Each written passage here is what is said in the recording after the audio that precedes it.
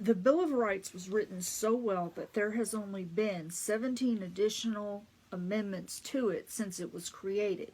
It was created 244 years ago, so that is very little change, which tells you that the document itself was written very well. Now, a disputed Supreme Court decision, Chisholm versus Georgia in 1793, led to the enactment of the 11th Amendment in 1795, which limits the jurisdiction of the federal judiciary with regard to suits against states.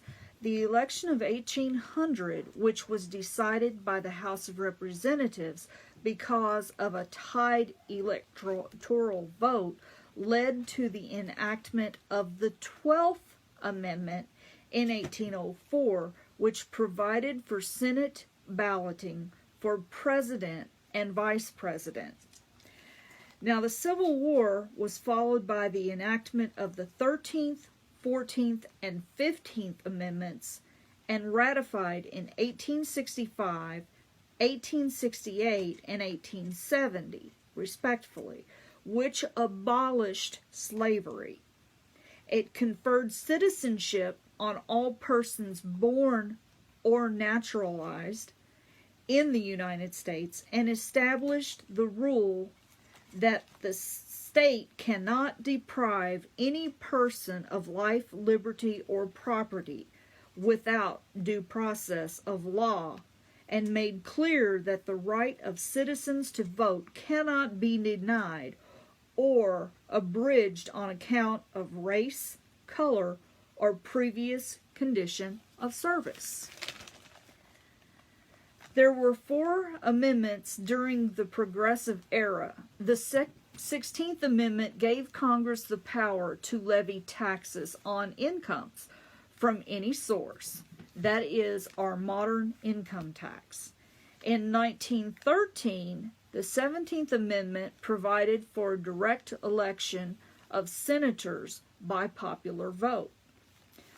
In 1919, the 18th Amendment was the Prohibition Amendment. It prohibited the manufacture, sale, or transportation of intoxicating liquors. This amendment failed and was repealed by the 21st Amendment in 1933. In 1920, the 19th Amendment gave women the right to vote. The rest of the amendments dealt with executives and elections. The 20th Amendment in 1933 cut down the time between the presidential election and inauguration of the new president and new electives. This followed in the wake of Franklin Roosevelt, who had 4 terms. So the presidency then was limited to only 2 terms. Now, the 23rd Amendment was created in 1961. This gave the District of Columbia electors in the Electoral College system. The 24th Amendment in 1964 abolished poll taxes, which were used to deny persons the right to vote in presidential and congressional primaries and elections.